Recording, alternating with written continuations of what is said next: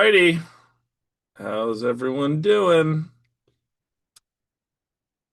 What is up? What is up?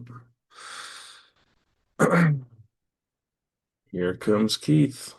How you guys doing? Let me make sure the chat is working here. Here I What's am. up, Keith? How you Hey, doing? man. Good to see you. Doing good. Can you hear me okay? I can hear you. We got people Boom. flowing in. I think we are recording. Okay. Always like to make Awesome. sure. How's your day going? Good. Day's going well. It's still 9 a.m., but I've been up for 3 hours, 4 hours at this point. So So yeah, nice. one of those days. Awesome. It's Yeah. good. It's good. It's exciting. I'm awake. That's all I care about. He's alive. He's I'm ready. alive. I got it.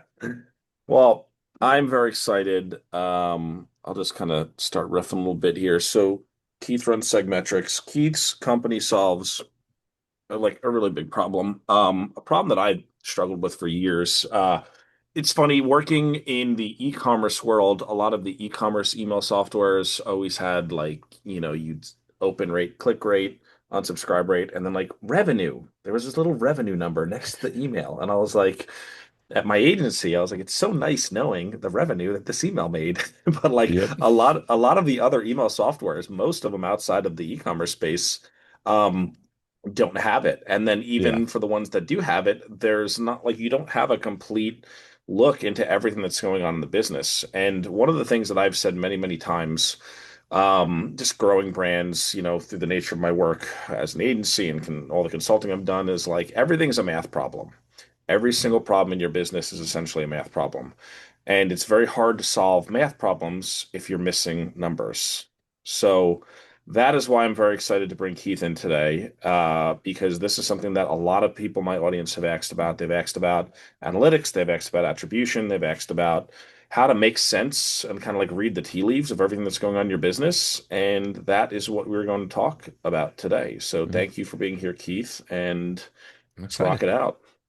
Yeah, I think data is a part of it, math's a part of it, but also asking good questions, right? Like, Hmm. so if you, going back to the math thing, if you have X and Y and it's like solve for Y, but you don't know what X is and you don't know what you're asking for, like you're never going to get the answer. And we talked about this previously, but that's one of the biggest issues we see is like people ask questions that are very open-ended and they're not real questions. It's kind of like that AI slop of asking questions about your business, like, who's my best customer? What's a best customer, right? Yeah. Like it's Yeah. dependent on what you're looking for. Yeah. Yeah. Awesome. So we're gonna dive into all that today. And Yep. guys, one thing I'll tell you is if you have questions, we'll probably have some time to answer questions. If you could just put them in the Q&A. Obviously, we want to hear from you guys in the chat, but if there's like a question, just keep it in the Q&A is a little bit easier, just so we don't lose it in the scroll of the chat box or whatever. Um, but yeah, that's about it. So I'm ready if you are, Keith. Let's do it. I am going to warn people, I have like four monitors, so I'm going to be looking in various different places throughout this thing. So, all right, let's see. Can I share just what I want to share? No, I can't. So I'm going to share the whole window, apparently. Yep. All right. Let me make it different every single time. All right. Can everybody see my window? Let me I pull could up the see it. chat. We Awesome. Let me should. pull up the chat so that I have that just in case. But Chris, yeah, if people like pop in with questions as I'm talking, if it's really important, I'll stop. And if not, then I'll take questions at the end. So, Awesome. all right. Well, today we're talking about tracking every dollar in your marketing. And this is kind of, Chris, what you were saying. It's really important. It's really nice to be able to see, hey, I sent out this email and it made me $5,000, $10,000. And a lot of systems don't do that automatically. And a lot of systems, even if they do that, they're not actually tracking it and it's kind of opaque. And you're like, well, how do I know? Right. So, what I really want to talk about today is how to track every lead and every sale back to its true source. Where did it come from originally? And what caused it to convert? And this isn't really just about ad spend, although that's a big part of it. This is really about opportunity cost, right? So when you're deciding where to spend your marketing time and money, you need to understand how much you are investing in something, even if it's not dollars, and how much you're getting out of it for that investment. And this is the same system that creators like Ramit Sethi, Eben Pagan, Biddy Tarot, ClickFunnels, they all use to stop wasting tens of thousands of dollars and really target the channels that actually bring in their customers. So, a little bit about me. My name's Keith Perhac. I'm the founder of Segmetrics. Before that, I ran a conversion rate optimization agency for a number of years. And we worked with a lot of different clients, helping them improve their marketing funnels. And so our whole thing was you get traffic to the site, and we will convert that traffic to leads, and then we will convert those leads to customers. And that required a lot of knowing where people came from, as well as what on the funnel causes them to convert. And if you've ever tried doing any of this web tracking stuff, you know that web tracking is very good at web tracking, but it's very bad at middle of funnel, nurture sequence, anything that happens before or after that initial opt-in, right? And so we built a system internally. We exported a lot of spreadsheets, did a lot of pivot tables, and did a lot of math and got those answers, but it was very time consuming. It was 5 to 10 hours a week for each of our clients. And we can't do this anymore. So we built Segmetrics internally. And then we showed that to our clients. The clients were like, this is great. Can we get a login? So we built a login, and then they were like, hey, this is great. Can we share this with our friends? And so now we have credit card, and 15 years later, or however long it's been, 12 years later, now we shut down the agency. We're a full-time SaaS, and we're helping marketers, especially email marketers and people with nurture sequences, creators, to optimize their funnel and to really understand what it is that brings in customers and what makes them money. And so by the end of this webinar, my hope is that you're going to know exactly how every piece of your email marketing and all your channels impact that lifetime revenue. So you'll see which tactics generate your highest value customers and which ones are kind of secretly just costing you money.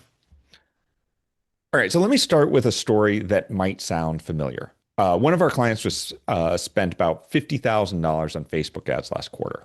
Facebook dashboard showed 500 conversions from those campaigns.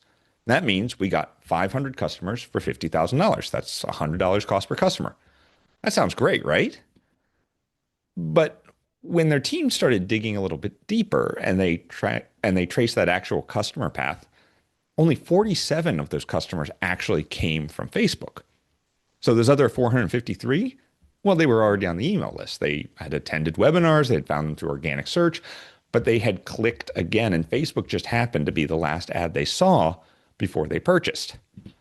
So that's $41,000 in completely misattributed ad spend. And that's not $100 per customer. That's about $1,000 per new customer, right? And this is a huge difference between what they were getting and what they thought they were getting. And if that's what they wanted, then fine, that's awesome. But they need to have known that. They were thinking they were getting $100 per new customer, not $1,000 per existing customer or a new customer and $100 per existing customer. And they're not really alone here. Like, this is happening to every creator in the room. And so by the end of this thing, I want you to have a clear system to identify your true highest value marketing activities. How is your email marketing driving actual lifetime revenue? What about social? What about ads? What about different ad platforms, different channels, different segments? And I'm going to show you how to optimize for that customer value, not just that traffic volume, right? Tim mentioned this seems like a very high level discussion. I think this is very important. I think even as you're looking to get your business off the ground, because we're going to be looking at a lot of the fundamental strategies of how to understand traffic and revenue. And you should implement these right away, honestly, and we're going to talk about that. But this is really understanding this is the foundation of online marketing. And if you don't have this dialed in, you're kind of running blind. And this is one of the problems we see with customers who come to Segmetrics is they're like, everything was rainbows and unicorns and kittens, and then it stopped. So we need data now because we need to figure out what happened. It's like, well, we can do that, but it would have been great if you had a year's worth, 2 years, 3 years worth of data when things were going great so you could see what was working and now what's not working. And so having this data from the beginning is really a valuable thing to have. All right. So continuing on, we asked our customers, like, what's your biggest challenge with tracking where your customers come from? And let me share real quick what they said, because I guarantee you're going to have some of the same issues. I think some of these might seem familiar. iOS broke Facebook tracking. That's a big one. Data's everywhere. Hmm. Can't see actual lifetime value. Data doesn't sync. And these aren't really edge cases. These are kind of universal problems. iOS decimated Facebook tracking. Every platform claims credit for the same sale. And the worst part, your most important conversions, the ones that are happening in email sequences and sales calls, are completely invisible to standard tracking like GA and stuff like that. So let's dig into why tracking is fundamentally broken for email marketing. And there are four massive problems that every tracking system has, and they're the reason that you're losing thousands every month on this stuff. All right. So, first one, Facebook says 47 conversions from this campaign. Fantastic. But then you ask them to show you those 47 actual people, and you can't, right? The data's opaque. And here's the bigger issue. These platforms are competitors. They're not neutral referees. When someone bounces between your Google ads and your Facebook ad before buying, who does Facebook credit? Well, they credit Facebook. Who does Google credit? Google. They're both claiming 100% of the sale. So if your customers are using multiple channels and you're advertising on multiple channels, and at this point, honestly, everyone is on multiple channels, there's no way to know what the actual channel was from because they're all saying it was them.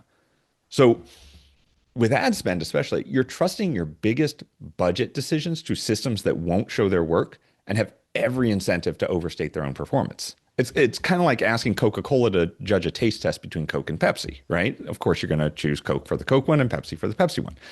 And this is the fundamental issue with these types of reporting systems. And here's the second one. Dashboards don't connect the data. And this is really important. Your dashboard shows things like page views, next to purchase numbers, 50% of traffic from YouTube, sales are up 30%. And so you kind of assume that YouTube drove those sales. But here's the truth that those analytics aren't actually connecting the visitors to buyers. They're just showing the data side by side. And again, this is limitations of most of these systems, right? They're showing your visitors and your ad spend and your revenue, but your paid tracking system and your order system aren't actually talking to each other. So they don't connect that journey together. And so when you see YouTube traffic up and sales up, there's no actual proof that those sales came from YouTube. They might have come from word of mouth, email, somewhere else entirely, right? Like those dashboards are making these connections, these assumptions that don't actually exist. And so you need something that builds a full customer journey, which we'll talk about in a minute. All right. This is really the main one, is that most of your funnel's invisible, right? And this is killer for email marketing and other businesses with long nurture sequences, because web tracking, like Google Analytics and all this stuff, only tracks the web. And for businesses like ours, conversions happens in email sequences. It happens in webinars and sales calls and DMs, none of which are visible to web tracking. And we generally think about emails being on the web, but they're actually not. And so when someone clicks on an email, even if you have tracking on that page, there's a super low chance that it's going to be connected back to the person who the email was sent to. And so I want to give a solid example. So let's look at Sarah's journey. All right. So first step, Sarah subscribes to your email list from Instagram. Cool. You nurture her through a 5 email sequence. She attends your webinar, books a sales call, and buys on the call. Pretty straightforward. All right. But what does Instagram see? Sarah visited from Instagram, didn't buy, failed conversion. But you know the real story, right? Like Instagram was just step one in this complex nurture process that happened in your email platform and Zoom and on phone calls. But the system measuring your marketing have no visibility into where your actually selling happens, where your actual selling happens, right? And this is the fundamental problem. Web tracking stops the moment someone joins your email list. But for email marketers, that's exactly where all the real work begins, right? Your nurture sequences, your webinar invites, your email campaigns, sales calls, that's where the conversion actually happens. But it's all invisible to traditional tracking tools. And even if they're checking out on a website, if that nurture sequence is more than 7 days, those tracking pixels can't follow it, right? So someone clicks on your site, clicks around, clicks an ad, does a bunch of stuff, opts in, nurture sequence, 7 days, 8 days goes by, they buy, And Google has no idea because they only have a 7-day attribution window. So even though we know exactly who that person was, Google has no idea. And it's not all doom and gloom, right? Like some of the systems will let us see some of the data. Like Google Analytics will show you who came from Facebook, but it won't show you the ad spend. Kit will show you which opt-in magnet someone came from, but not which ad. Kit can tell you who purchased sometimes, but not the refunds or recurring revenue. And that purchase data definitely won't be connected to the ad they came from originally. And so this is really the issue. We have some overlap, but not enough to see the entire customer journey, right? And with some overlap, we think we have enough, but we really don't. And that's the main issue, right? Okay, fail number 4, man, misattribution is expensive. So let's talk some real numbers. If you're spending about 10K a month on marketing, which to be honest, if you're a six-figure email business marketer, between ads, tools, content, people, that's about normal, right? And if you have a 40% misattribution rate, which is actually kind of conservative, then you're wasting $4,000 every month, right? So of the $10,000 you're spending on marketing for all your tools and everything, you're wasting $4,000 every month. And that's $48,000 a year burned, right? And these are traffic sources that never actually converted a single customer, but they claim they did because of that data siling. And this is really, I mean, I talk about the money here, but it's really more than wasted money. It's wasted opportunity. And that's because marketing is not something where you flip a switch and you instantly see a change, right? You have to wait. You have to see how people are responding. So the cost of making a bad decision is much higher than just the monetary cost, right? It's the opportunity cost. You could have been doing something that actually moved the needle. And this is super frustrating, right? I've seen creators discover that their best performing campaign hadn't generated a customer in 6 months. In fact, one client we worked with, their best performing campaign was actually completely broken. So here's what they thought was happening. Opt into email to sales page to purchase. Super simple, super straightforward. Everyone has a funnel like this, right? And the problem was that there was a bug in their campaign that stopped people from getting the sales email. And so there was no way to buy from that campaign.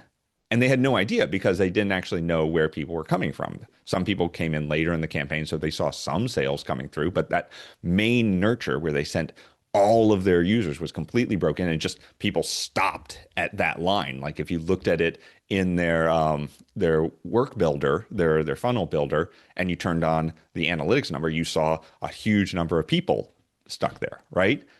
And that campaign had run for 6 months before we helped them identify the broken piece and fix it, right? And in that 6 months, they had almost 10,000 people stuck in there, right? And that was almost 10,000 people that they never had a chance to sell to and never did. Or they had a chance to sell to, but they never did, right? And this isn't a rare case. I mean, web tech is hard.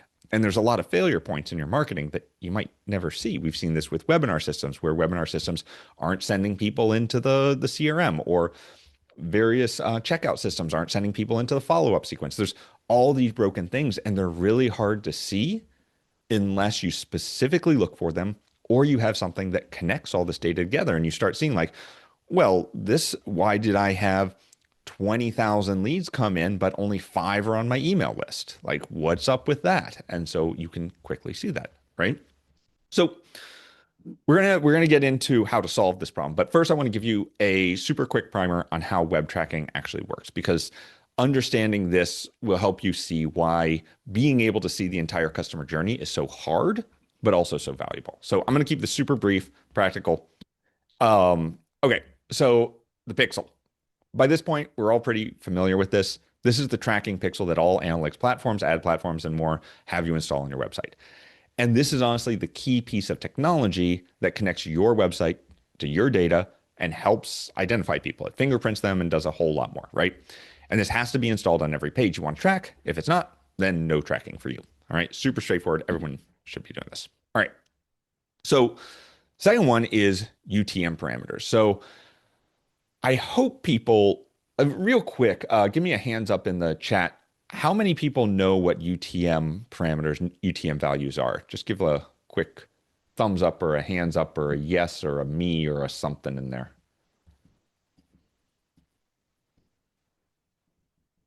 Got a few. Got a few? All right. Oh, I can't. I know what they are as Okay. well. It's weird. I don't see that. Okay, awesome. So I don't Yeah, know. now they're Okay, good. flowing So in. we'll go into that. So this is interesting enough. So this is one of the foundational pieces of internet marketing web tracking. And so we'll go into this. And it is lots of people don't know how to use these, and lots of people don't know what they are. And people who have been doing this for a long time and still don't know how they work. So do not feel sad or embarrassed or anything if you don't know what these are, because I have talked with ad agencies whose entire job is using these and they still don't know how. So it is, but let's review it real quick because it is very important. So UTMs are honestly the unsung heroes of honest tracking. And all they are they're just a little bit of text that you add to your links that tell you exactly where your traffic comes from. So instead of seeing 100 visitors are from Instagram, you see 50 from your Black Friday reel, 30 from your story, 20 from your bio link, right? And so you can really slice and dice these as deep as you want. And the great thing about UTMs is that they're universal. So every single tracking system in existence reads them. Google Analytics, Segmetrics, Wicked Reports, Kit, Stripe, all this stuff reads UTMs. Whether they do something cool with it or not, that's up to them. But all of these systems read it. And so this is how you know 100% who comes in from where. And the best thing about this is that I don't know if people remember when Google used to show you the keyword that someone searched for when they did a organic Google search. So if someone searched for best analytic software and clicked on Segmetrics, I would see that they searched for best analytic software. And they stopped doing that because they wanted to sell more ads, and that's now an ad-only feature. But this is the way, and they change the algorithm all the time, whatever. But this is the best way for you to understand your audience without someone being able to take that away from you. Okay, so here's how it works. You share a link with UTM parameters attached, you give it something specific. Someone clicks that link, and now you know exactly where they came from, right? So not Facebook's guess, it's your label, right? So it's very specific to what you're trying to track. And they browse your site, maybe they don't buy. Your analytics tools are reading all those UTM parameters the whole time. They're tracking that journey. And eventually they're going to convert. They're eventually going to buy. And that could be a day later, that could be 6 months later. And then you look back at the data and see the actual path they took, not just the last click and some modeled attribution, the actual last thing. You see where they came from, what they finally did to buy, and you have them all in a little spreadsheet. And you know this person came in from this place and this place. And then you can build those reports to show what's actually working. If you have it tied person to person about where they came from, what they buy, then it's very easy to say, well, of all the people who came in from Google, how many people were there? How many people bought? How much money was it worth? And then you can say, for every single visitor I had, this is the amount of money they were worth. And that's great, right? Because you know exactly which Instagram post, which email, which ad, this real data, not just these kind of platform fairy tales that they're telling you without showing the proof, right? And this is the foundation of honest attribution, which I'm huge about, right?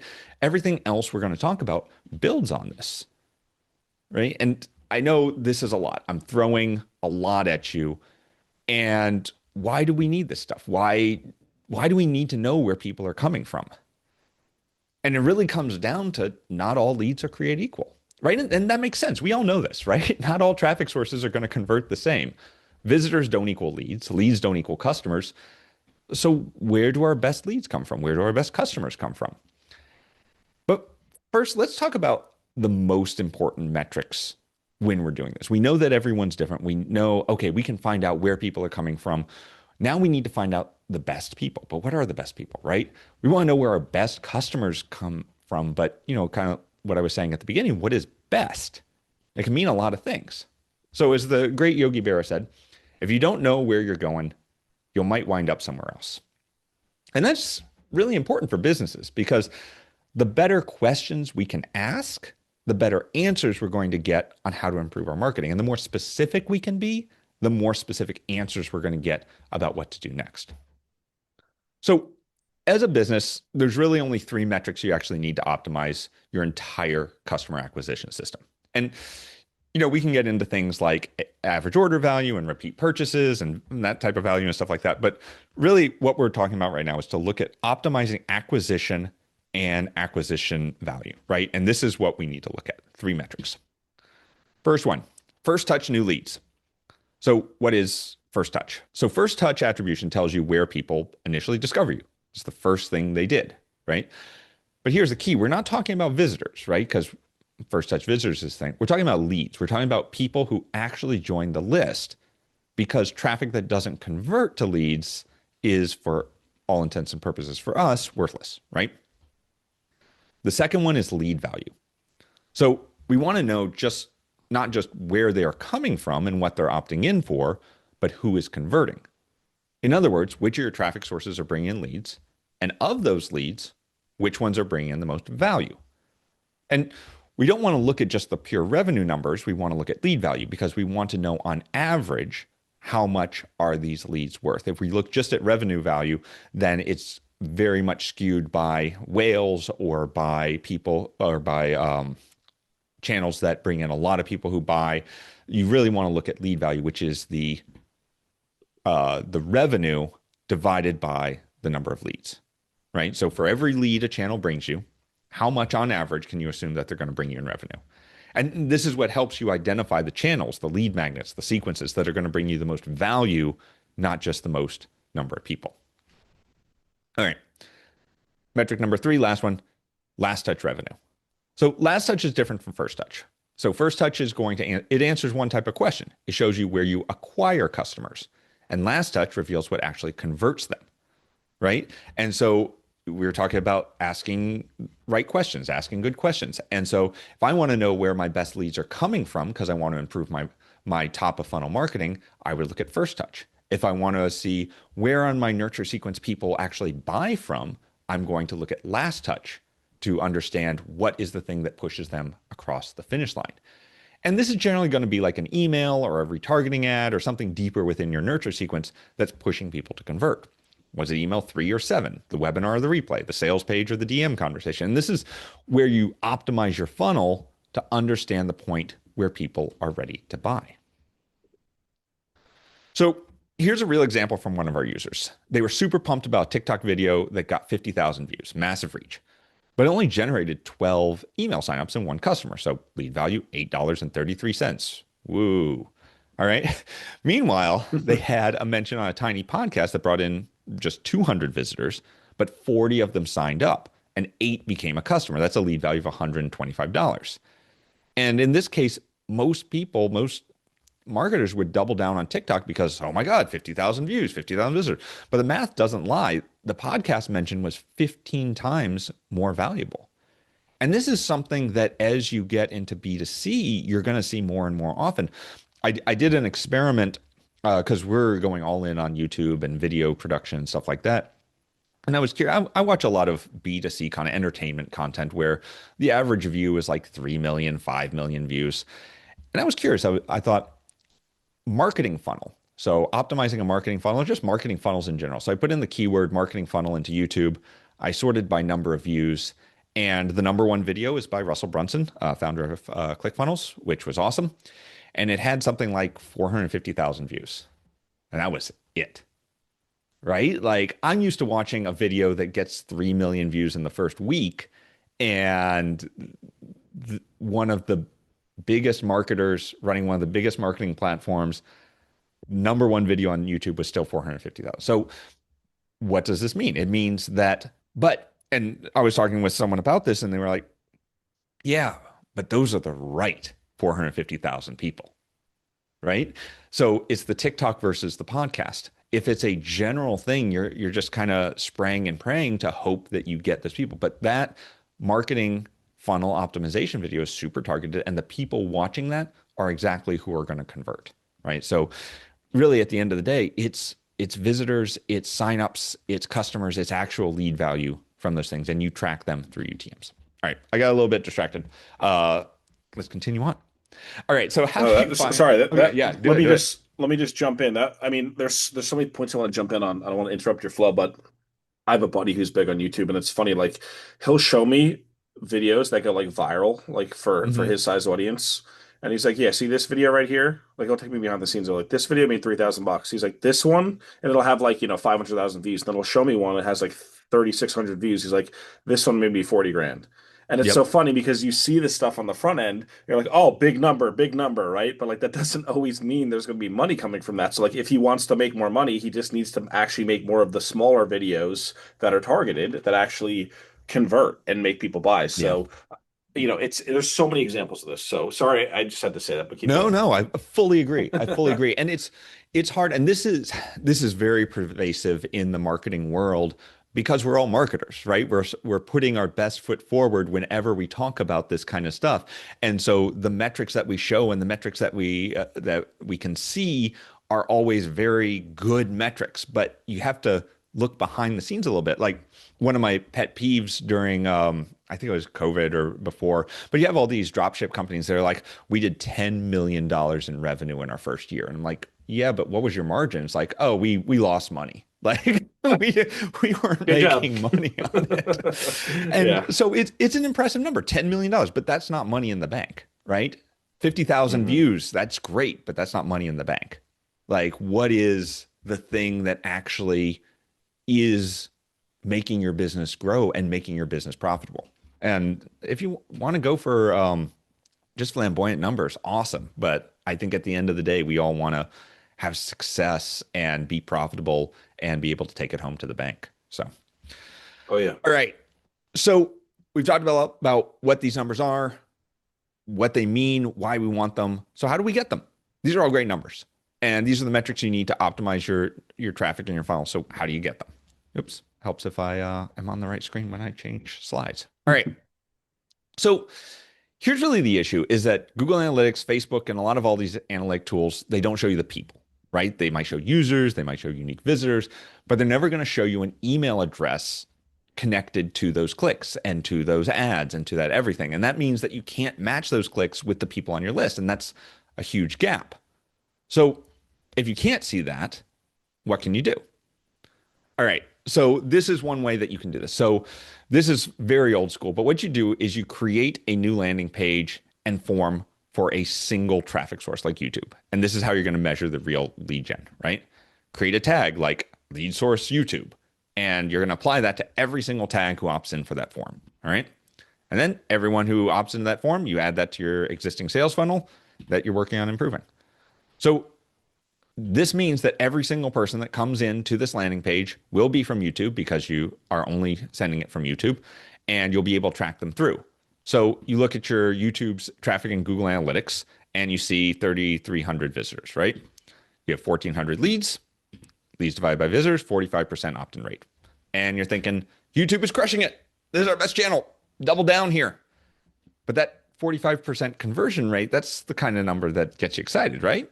That's the kind of number that makes you really want to pour more money into your YouTube ads. But that's not the real story because we don't want all leads. We want new leads. We want new people in our ecosystem to buy, right? And so when you filter for new leads and people who weren't already in your system, that picture kind of changes a lot, right? And we can kind of see the issue here. Leads divided by visitors. What we thought was a strong opt-in rate, 45%, was actually just people who are already on the list re-opting in.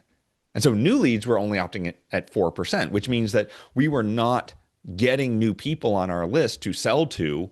We were getting existing people re-engaged, and they were probably re-engaged anyways. And we're only getting 149 new YouTube leads. But in this example, what does Google show? Right? 45%. They don't know who's on your list. And this is the issue. Facebook, Google, all these places, they don't know who's on your list. So they don't have a way to separate new leads from existing leads.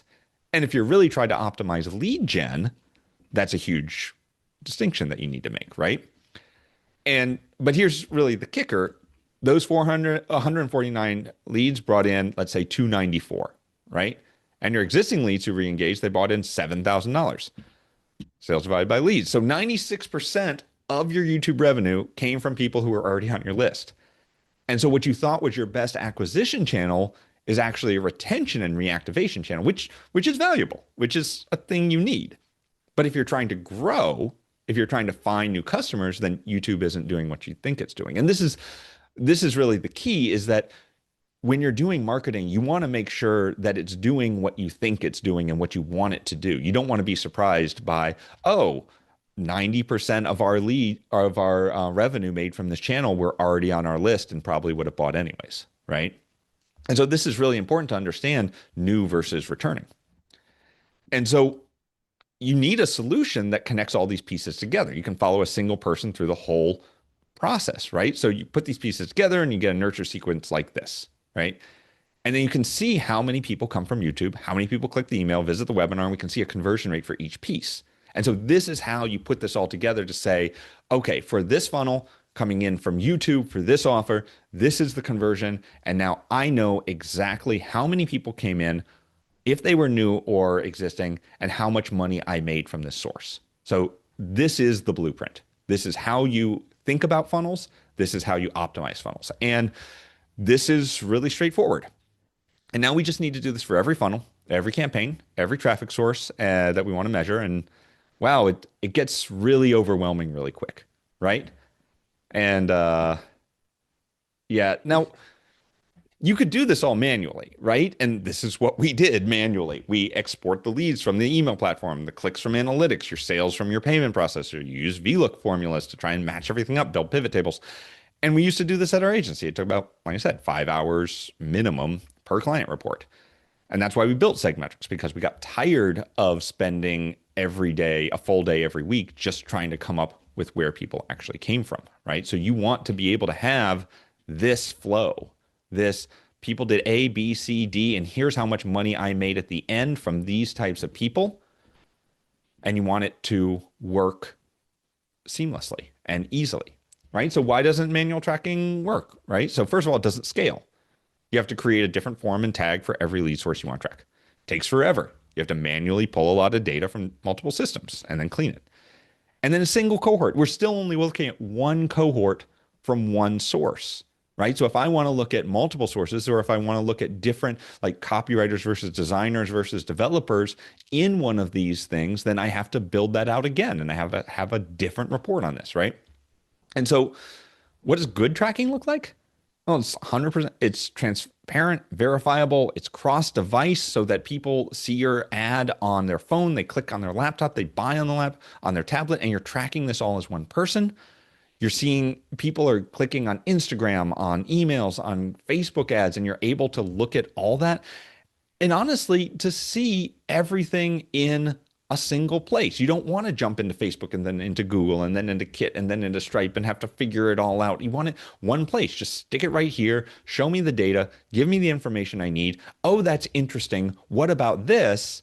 And then be able to go from there, right? You want to be able to look at your data, understand it easily, and ask questions about it that you can then bring up, right? And so we need a solution that connects all of these pieces together. So you can follow a single person through the whole process, right? That's the holy grail, is a single person from very beginning to very end, and then being able to look at that in aggregate. And you can do this all on your own manually, right? But it's a major pain in the butt, right? And that's why we built Segmetrics. It's about connecting all of those marketing tools and seeing that full funnel, cross-platform, cross-device, 100% transparency, single source of truth that you really need to understand what is happening in your marketing. And this is really what attribution looks like when it's done right. Every lead source, every conversion path, every revenue, all connected, all verifiable, all in one place. And it's all structured out like your marketing funnels, right? You track your acquisition, your engagement, your email nurturing, all the way down to that lifetime value. And all these KPIs you can break down by source, by channel, by tag, by any customer field, about who these people actually are and what they're doing. And the best thing about this is that every number is transparent. You click on 146 there and you see 146 people, right? There's no guessing. There's no like, well, Facebook said it was 150 people, but I only see 2 people on my list. Like, you don't have that anymore because you have exactly who's in here, right? And if you don't trust the data, you're not going to do anything with it, right? You're going to go back to your own thoughts about it instead of what is actually happening if you don't trust it. And this is why it's super important. You click on any of those people and you see their complete journey from first touch to purchase. There's no more black boxes. There's no more trust us these numbers are right. It's just clear, transparent, verifiable data. And this, to me, this is the key. It's the fundamental difference with a tool like Segmetrics. It's trust in your data because we don't have an ulterior motive. We're not trying to sell you ads. We're not trying to get you locked into our platform. We're not trying to keep our data separate so that you can't use it in someone else's. Like these are the reasons, these data silos are the reasons marketers as a group can't trust any of the data coming out of these systems because everyone has these ulterior motives, right? And it's really, it's this trust in data, this complete transparency that you need in order to be able to trust your data and improve your marketing. You don't have to look at every single person in your funnel, but if you see something weird, you want to be able to look at every single weird person in your funnel so that you know what happened, right? And this is what we as a platform have wanted to do, right? We connect to everything in your tech stack, your ad platform, your email system, payment process, webinar tools, CRMs, and suddenly they're all talking to each other, right? We've spent so much time making sure that these systems all talk to each other and normalize the data. And so a person is a person is a person is a sale is a revenue, right? And so for the first time, you can see Sarah's complete journey from that Instagram ad to the email sequence to the webinar to the purchase. And that invisible funnel finally becomes visible. And honestly, we built Segmetrics because all the other tools out there were way too complicated and way too expensive. I am a cheap bastard, and I did not want to spend the $5,000 a month that Tableau wanted to charge me to run analytics for our clients. And we would still have to have built it all ourselves in Tableau, right? We're bootstrappers and creators and hustlers. That's what we do. That's who we want to work with. We're not a Fortune 500 company. And we don't really want to work with Fortune 500 companies. There's no $10,000 implementation fee, no 6 month setup process, no need for these technical teams, right?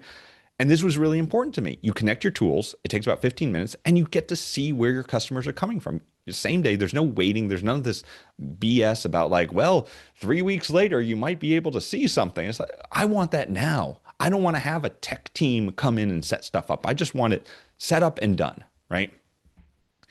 And that's kind of crucial, right? Which is that when you connect to Segmetrics, we're pulling in historical data, all this historical data, every lead, every purchase, customer journey you've ever had, right? It's all there.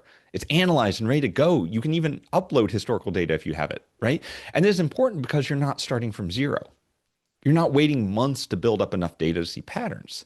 And this is very different from a lot of systems. Google Analytics, if you sign up for Google Analytics, you got bupkis to start, right? You have to wait 3 months, 6 months, 8 months, a year to start seeing stuff. With Segmetrics, in 15 minutes, you'll have answers to the questions you've been guessing at for years. What campaign actually made you money? Where do your best customers come from? What lead magnets have you been wasting money on? And on the first day, right? Not eventually, just right now. And honestly, the average Segmetrics user identifies thousands in wasted marketing in their first month, right? Just by finally, like, just the visibility, finally seeing what channels actually drive customers versus which ones just claim to. And if you cut one underperforming channel and you've essentially covered your investment for the entire year, everything after that is pure profit. And so we actually, a couple months ago, actually just cut $15,000 in ad spend per month. And you know what? Trials went up. They went up because we were not getting ROI from our ads. And we finally bit the bullet and said, we don't trust it. We're going to turn them off. And we had wasted something like $200,000 on ads in the last 12 months that were not moving the needle. And that's super frustrating. That is a house. That is a house that we wasted on ads that Facebook and Google said they were doing great. Our ad manager said they were doing great. They were not. They were not. And we wouldn't have known that without Segmetrics. And we wouldn't have known that this ad spend was wasted. And now we can reinvest those funds in more profitable areas, things that we enjoy doing, skunkwork ads, interesting videos, all this cool stuff that we're doing now that we were stymied by because we had that ad spend that was not moving the needle. And look, I know what you're thinking. You're like, "This sounds great, but does it actually work?" I mean, that's a fair question. But for me, the proof's kind of in the pudding, right? Like we're tracking 500 million leads. We've tracked more than 30 billion in revenue and 7 billion page views. Like it's insanity, right? Every single day we're connecting these dots between traffics and leads and actual money in the bank. And none of these are huge enterprise companies with massive tech teams. They're businesses like yours, the creators, they're email marketers, agencies, course sellers who are really tired of kind of guessing and want about what's going on in their marketing and want to know what's actually working, right? These folks are in the exact same position you're in, that we're in, that everyone's in. We're all burning money on marketing we think is working. And we're trusting platforms that don't match our bank accounts. And now they know exactly where every customer comes from and what it actually costs to acquire them. All right. So I've kind of shown you what's possible when you actually know where your customers come from, right? You've seen how much money is being wasted right now on channels that aren't converting. But the big question is, what are we going to do about it? Right? We can keep running our marketing like we always have. We can keep trusting what Facebook tells us, keep watching Google Analytics and hoping that those numbers mean something real. And dear Lord, if anyone's logged into Google Analytics recently, I feel for you. Oh Um, yeah. oh my God. I have been doing it for, I've been doing internet marketing longer than I care to admit. I cannot log into GA, whatever it is now for, and Yeah. I don't understand it. I honestly do not It's understand it. they just nuked that whole product. It's not good. It is one of the biggest flubs ever. It's bigger than Microsoft flubbing Skype. Like that's how Yeah. bad it is. And we just keep lighting money on fire every month with all of our marketing and our effort and the things that we're doing that we can't prove, Yeah. where we can actually kind of see what's working, right? So, all right, I will be honest, I'm a horrible salesman. I don't like pitching stuff, but I talked with Chris about this, and we both think that segmentrics is valuable. I, of course, think it's valuable. I'm very happy that Chris also thinks it's valuable. So I I'm a want customer myself. Like you are. I pay for this every month with my own money. Like, that's why I'm like, this is like if I use it, and I have my own experiences. Like I'll just tell a story real quick. Like Yeah. I think I told this on the podcast. I don't know if everyone watched that, but years ago we were doing some of this manual data, like exporting. We were doing like time to conversion and time to conversion analysis, and through that analysis, that what that essentially means is like you export your buyers, you look at their subscriber record from when they sign up for your list from the ad campaign, and we did it with like about 300 customers, and we could have done it with more, but I wanted to like blow my brains out after that. I was like, this is just painful.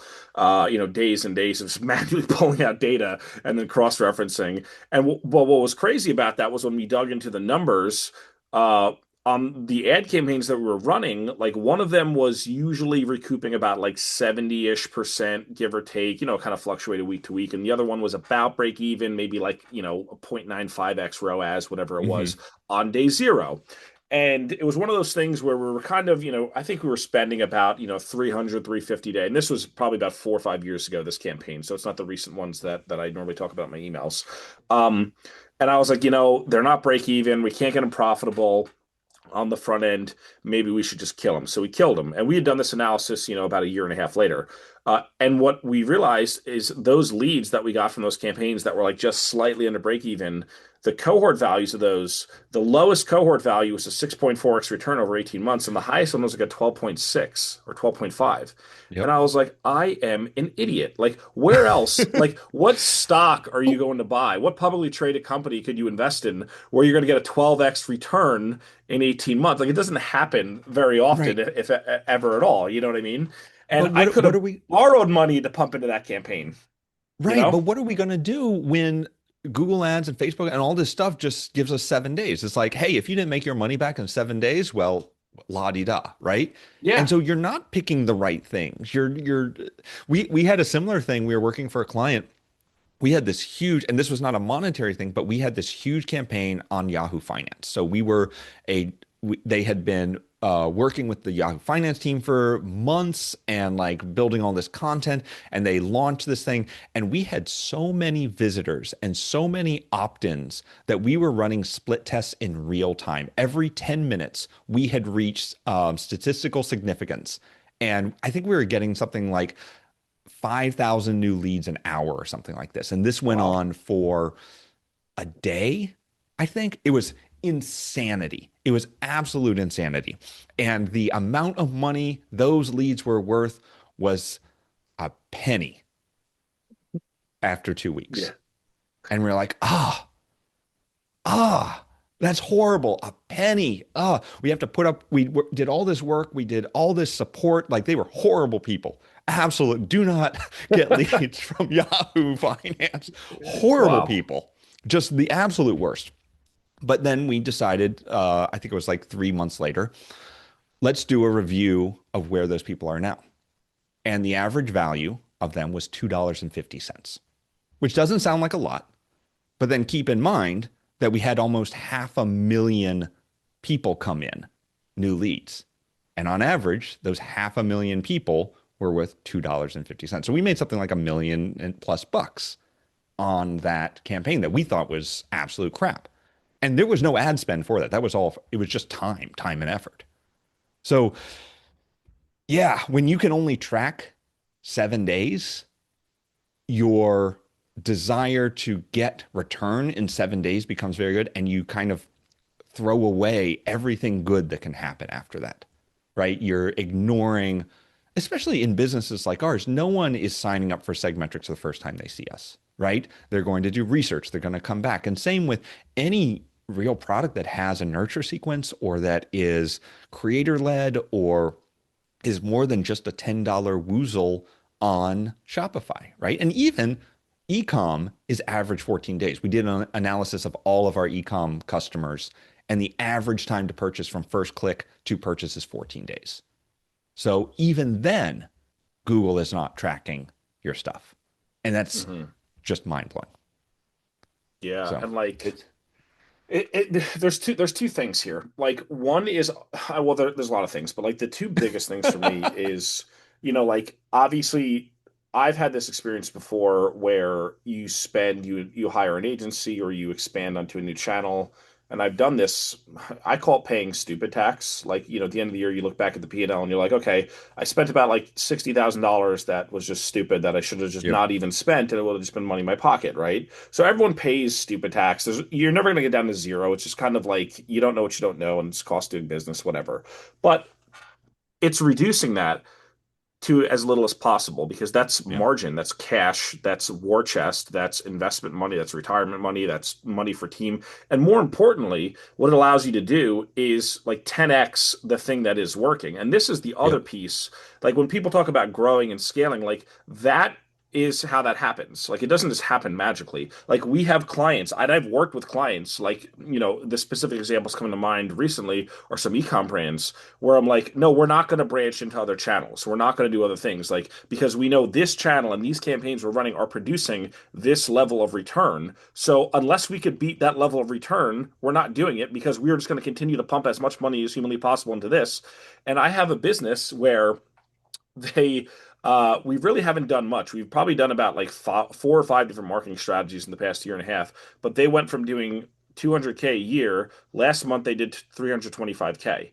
And the only reason we're not scaling faster is just because of inventory. Like if we had Yeah. inventory, we'd probably be doing twice or three times as much as we are right now. Like the marketing is absolutely humming. We actually have to slow down because we're staying focused on the stuff where we're getting a return. Like I always tell people, like your job as a CEO or a CMO in the marketing context is really to be a capital allocator. And this Hmm. is, it sounds like, oh, super advanced. It's really not that advanced. It's like you get money, and then what do you do with the money to multiply it? That's all we're doing Yep. here. And if you don't have visibility, I've had this because I have people in my business. I've had leads come from SEO. I've had people come from Facebook ads. I've done Google ads. I've done YouTube ads. I've done Twitter ads. I've done LinkedIn organic, Twitter organic, Facebook organic, Instagram organic. I've done list swaps. I've done affiliates. I've done everything. I've done all this. I've Hmm. done every channel just about. I've even done a little bit of TikTok, even though I hate it.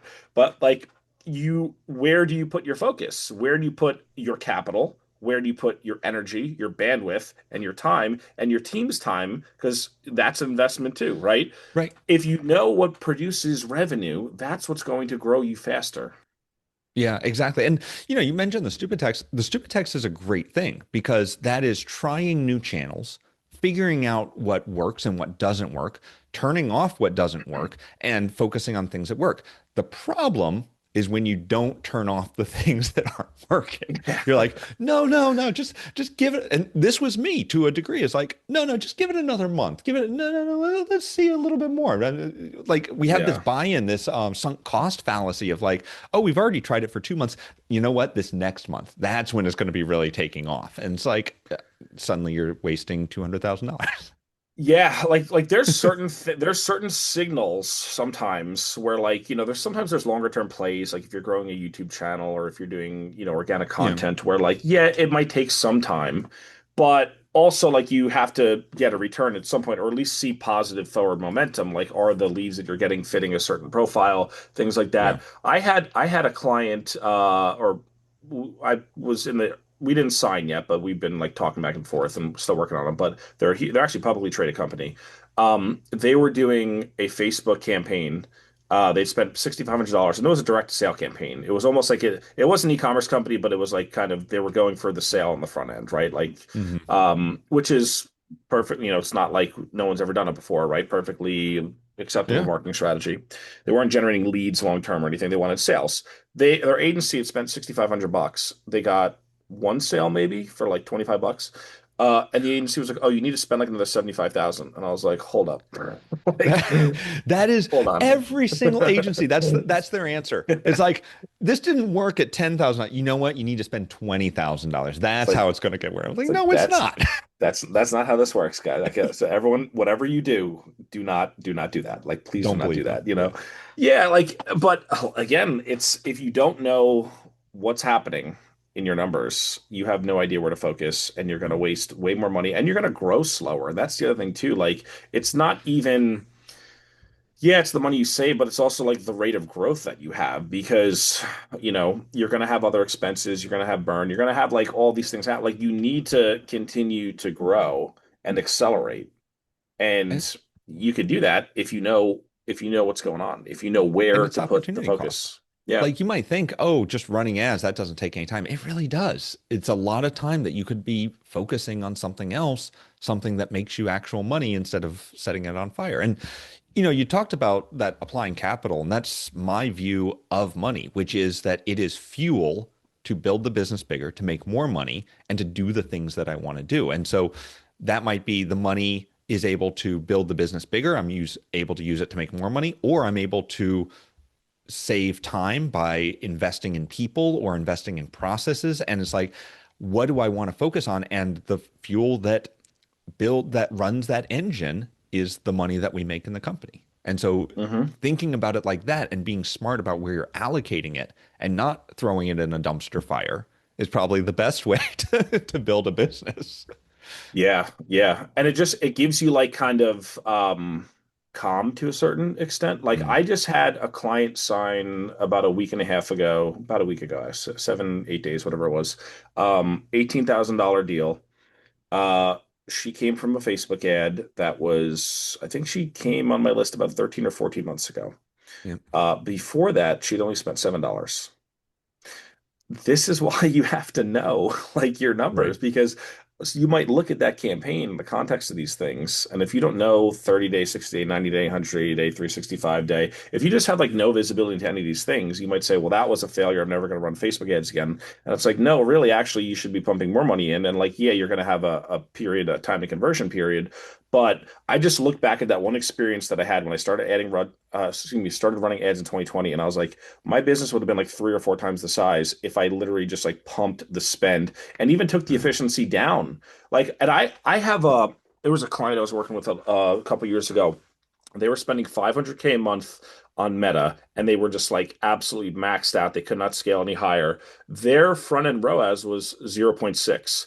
And I said, and they were a DTC brand. I said, how are you like comfortable like losing, like only recouping zero point 0.6 on the front end? They said, well, we know that at day 30, we turn cash positive. So we don't care about losing on the front end. And this is a company that's spending at least on just one channel, $6 million a year, right? So, like, if you know your numbers, you can take the efficiency down lower. If you know within a certain time period, you're going to make that money back. Now, obviously, in a perfect world where everyone's first order profitable and it's all sunshine and rainbows. But the reality is that's really not true for a lot of It's yeah, businesses. And if you are break even on the front end, even if you're making $0 in profit on the front end, that actually might be the best thing ever for your business. Like that's how my list has grown. I've run a lot of ads. I mean, I do a lot of things for list growth, but the ads, that's the quickest velocity up there. I put the dollar and I get the yeah. dollar back, and I worry about the profit coming in later. And I know it's going to come, and it does come.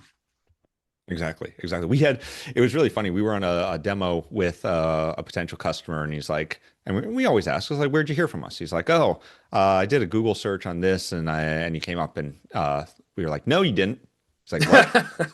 I said, and we pulled him up. He says, "That's where you came in before this demo." But you actually found us 8 months ago when you were searching this, and then you were on our Reddit post, and then you were on this Twitter. And he's like, oh my God, I'm a customer. Like, Sold, you don't have to sold. tell me anything else. Just Yeah, I because mean he was in this. the same industry. Yeah, he was in sales. And it's like, I want to know not where people say they're coming from, but where they actually came from. Yeah, everyone's seen those post-purchase surveys, and a lot of my clients use those. Yeah. They'll use like no commerce, which is a fine tool, nothing wrong with it, right? But it's like, hey, where'd you hear from us? You click a button and it gets stored. But like, A, you don't know if people are lying, or you don't know if people even remember in the first place. Yeah. Like, you can't necessarily rely on all those things. It's crazy, and like you just need to know. Also, like I've had recently a few clients coming from AEO. Like people have told me, like I Mm. literally found you through Claude or ChatGPT, and I'm like, We whoa, okay, I need to like start paying attention to that now. we just launched AI is now a channel you can filter by and search by in psychmetrics because we also search was going organic search was going down, AI search was going up, and we're like, we need to start leveraging this and showing this to people because it's not going away. B, OpenAI is going to be introducing ads in like 2 months or something like that. So this is something that I kind of we want to try those. I don't I know. think it is going to destroy their reputation, but I'm also a huge curmudgeon when it comes to this stuff. Yeah. I mean, that's fine. Like, that's them. That's going to be their problem as long as I can multiply capital on their platform. Like, that's the way I look As at it, long right? Like, before it burns to the ground, as long as before, I can leverage it to build my business, I'm a-okay. And hey, that's, honestly, yeah. yeah. But, like, dude, that's the thing. Like, with all these tech platforms, whether it's a search or whether it's a social, like, they do tend to follow this curve. I don't know. There's probably a name for it. I don't know enough about the technical name, but like there's this adoption curve where for each like with TikTok, you go on TikTok 5 years ago and almost oh my God, I post a reel, I get 800,000 views, and you're hooked. And you keep posting. Then they roll out the ads. Then they throttle reach, Yeah. which has just happened. And there's a few reasons why that's probably happened, but they throttle reach, and now you got to pay for it. And like that's always the what they do. It's like predict. You could set your watch to it. You know what I mean? Yeah. Twitter Well, even this was the same thing. Yeah, even the streaming platforms. The whole thing about streaming was that you can watch what you want when you want and no ads, right? And Yeah. now they all have ads. And And you're it's and you're paying, and then there's ads, and then you got to pay like three times as much if you don't want the ads. It's just like it's crazy. But for yeah, for our US visitor or for our US viewers, like cable was the same way. When cable came out, the idea was you're paying for it, so no ads. And now cable has more ads than a network, I think. yeah, yeah, it's crazy. But I'm glad that you guys have the AI stuff because I'm telling you, like, yeah, like human behavior doesn't. Like it's not like people are ever going to stop searching for things. Like where they Mm, do it is obviously going to change and evolve over time. But like those are just kind of like built into our human psychology, whatever it is. So like I'm glad that you had that because that's something that I'm starting to pay more attention to on the organic side, the organic just search intent side, and eventually like I'm going to mess with ads there and see I would imagine it's probably going to work somewhat similar to like Google search to a certain degree. I have to imagine it's a yeah. similar type of thing, but that is something where there might be an arbitrage opportunity. Again, you're gonna want to know. Like I've had two clients in the past 3 weeks who've reached out because of LLM stuff. Yeah. Like two people I've hopped on the phone with. So there's probably even more that are finding me that haven't even reached out yet. Um, but Oh, it's it's crazy. gigantic. I think ChatGPT sent us like $9,000 in revenue in the last month. Wow. And that's direct. Like that's yeah. It's pretty good. Good call. And like I'll share also just real quick. Boop, boop, share. Yeah. So like I said, 10% off for life. You get that free data setup call, free dedicated account manager, which is we don't give that. That's like our top VIP thing. You get it for free. Check it out, segmetrics.io/hi/Orzi, and links in the chat, links on the screen. And I don't know, do we have time for questions? Like we did kind of go over. Um, Yeah, I mean, I'm okay if you are. I don't see any in the Q&A. If we have like one or two, we could blow through them. yeah, But I anyone hope who you has any guys questions, toss them in. I hope I If hope you not, I hope you guys found this valuable. One thing I'm glad you brought up, Keith, was the UTM stuff because again, like people have probably heard that term and like they don't know what it means. And like there's so much that you could do from the tracking side of things yeah. to just like understand what that means. Like that's the biggest thing is like understanding those sources and And knowing where. yeah, and finally the email platforms have understood that, and most systems will automatically put UTMs on every single email you send so that when someone clicks that email, you know, okay, Bob just clicked my email and Yeah. Bob clicked this email and then he bought. So now I know exactly how much money came in from this email.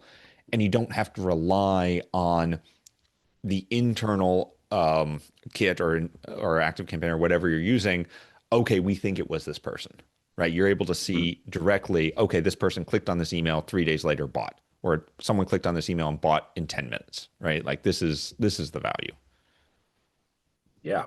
Like I love being able to look at my dashboard and be like, oh, this email made $1,389. Like Yeah, that's kind of cool. exactly. That's because That's people good. ask me, they ask me, they're like, hey, can you look at my autoresponder sequence? I'm like, I could look at it, and I could assess based on what I know about copy and marketing and my experience. But like really at the end of the day, my opinion only matters so much. Yeah. Like as much as I'd like to inflate my own ego, it's the data kind of matters. Like the data gets a seat at the table, and like It's if we don't have the data, it's all a moot point. You know? it's the beautiful combination of art and science, right? The science is the data, and then the art is what do you do with that? If you know, my go-to example is always a webinar, right? And if you have a Mm, webinar and you see you have copywriters and designers coming to the webinar, and copywriters convert like gangbusters, designers convert like crap.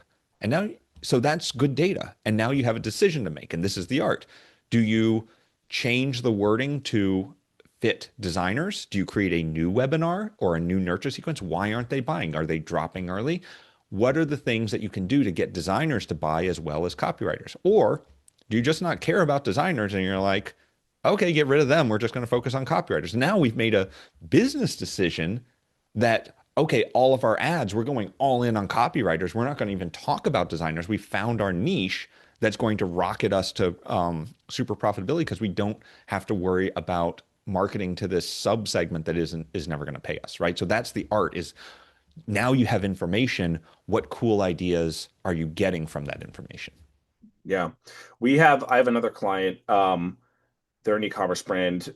We've been doing a lot of like deep segmentation work and enrichment on profiles and stuff. And like we basically have these six customer segments, and like one of the customer segments is 25% of the sales of the business. And when we looked at the LTV of those customer segments, it was like $278 compared to like the next highest one was like $221, and like the lowest cohort was like $178. So I'm like, so you mean to tell me like this cohort and the thing, here's the crazy part, they have zero ads with language or creative focused on those people. They're just kind of like organically showing up. Yeah. So I'm like, we haven't even focused any targeted campaigns for this particular type of person.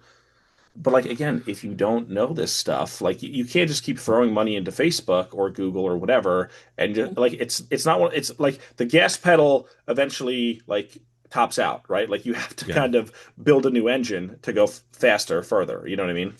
Yeah. Well, this is one of the things that it's so easy in hindsight to see. It's like, so we look at a brand like Kit, ConvertKit turned into Kit, and they're focused on creators. And you go to their homepage, you go to any of their pages, it's all about creators. We love creators. They're all creator focused. All the images are creators. Like it's very creator focused. And that's very obvious now. But that was not their niche for a long time. It took them a long time to get to that niche and to really understand, oh, of all the types of customers that are coming in, creators are the most profitable, they're the most enjoyable, whatever those metrics were for them. And then they decided we're going all in on creators because I mean, I think we all know as marketers, the best way to grow the business is to niche down. And it's counterintuitive. It's you don't want to serve everyone. You want to be the best for a niche. And that's who you want to target because as soon as you start saying, we as a business are for you, you specifically, then all the other options just fade away. And Yep. people are like, well, they get me. They get me. So I'm going to buy from them because they know my pain point and they are made specifically for me. And Hmm. that's what makes businesses succeed. It's we had the same thing at the agency. We started out as, oh, we're a technical services agency, like for marketers. We'd get on calls and they'd be like, "What can you do for us?" It's like, "We can do anything. What do you want, boss?" And Name it. yeah, name it. And that's a horrible sales proposition, right? And so we focused in on we optimize nurture sequences. You get traffic to a page, we will convert the crap out of them and make you money. And they're like, "Oh, sold." And then we Yeah. did other stuff as well, but that was the foot in the door. That was the thing that convinced us like, I have a nurture sequence. I need more money. We're going to hire you. Hmm. Yeah. Joe has a question here. Grow versus launch enterprise. Which one should I sign up for? Have around 16,000 subs. I'm spending around 10K a month on ads, majority on Meta. Can I get away with just the grow for the info that I need? Let me look real quick. Give me 2 seconds. Boop, boop, boop, boop, boop. An advertising majority on Meta. Yeah, you could definitely get away with, no, you said just the grow. You can probably get away with launch. And it's easy to upgrade. You keep that 10% discount for life, no matter what plan you're using. Start with launch. If you need more, upgrade. If you don't need as much, you can downgrade. It's all very simple. The thing that Grow really gets you is that deeper analysis into your users, into that customer journey. But if you're just like, I'm running ads, I don't know where the money's going. I don't know what's converting. Yeah, definitely start at Grow. Figure it out from there. Awesome. And then Tim said, not a question, a comment from a copywriter. This has been valuable. I've been trying to learn analytics for a while and get overloaded. This, in my opinion, is huge. Thank you for your time. Thanks so Yeah, much. Yeah, I'm glad. We're there's glad so you like it. much there's so much out there, but it really comes down to two things. It's honestly two things. It is where are people coming from? So where do they come from to get into your list? What do they do to convert? And who are they? And so it is clicks, tags, and custom fields. And that's it. Really, at the end of the day, those are the three things you need to completely understand your funnel and to just take it step by step. People came here or people started at Twitter. They came to this page, they opted in, they bought this product, and that's it. And then once you start breaking that up, then you're 99% of the way to optimizing your funnels. And that's really the core of marketing optimization. Awesome. Cool. Well, I think we'll wrap here. I don't think we have any other questions. Keith, I could put this on YouTube for the replay. Is that all right? Or Yeah, let's do it. Let's do it. okay. I'm gonna send it to everyone on my list. I know a lot of people, they emailed me personally and they were like, hey, I want to see it. I just can't make it live. Um, but yeah, I'll just drop that link one more time for you guys as well. Again, 10% off for life. It's a great tool. Give it a shot, even if you just try it out for a little bit. It's so easy to connect. Like, you guys did a great, I went in, PayPal, click, click, click, connect. Stripe, click, click, click, connect. It took like Yep. 5 minutes. I connected everything. I was like, wow, that was way less painful than I thought it was going to be. We Because I'm we like knew not good marketers are with the not tech going to put stuff. up with crap. Marketers Yeah. are not going to put up with, oh, I have to go in here and copy something and paste it and like, oh, Oh, what's my login for the, oh no, John has that login. I don't have that. Like, yeah, no, never going to it was happen. so, I was like very impressed with how he, because I could do it myself. I was like, okay, if I could, this is easy. I was like, Yeah. I was so pumped to see that. So thank you for the product design as well, because it was really well done. So, all right, cool. Well, thank Awesome. you very much for your time, Keith. Thank you everyone for Thank showing you for up. having me. And yeah, awesome. And hope you have a great rest of your day. You too. See y'all inside. Thanks so much. See you guys. Bye. Bye.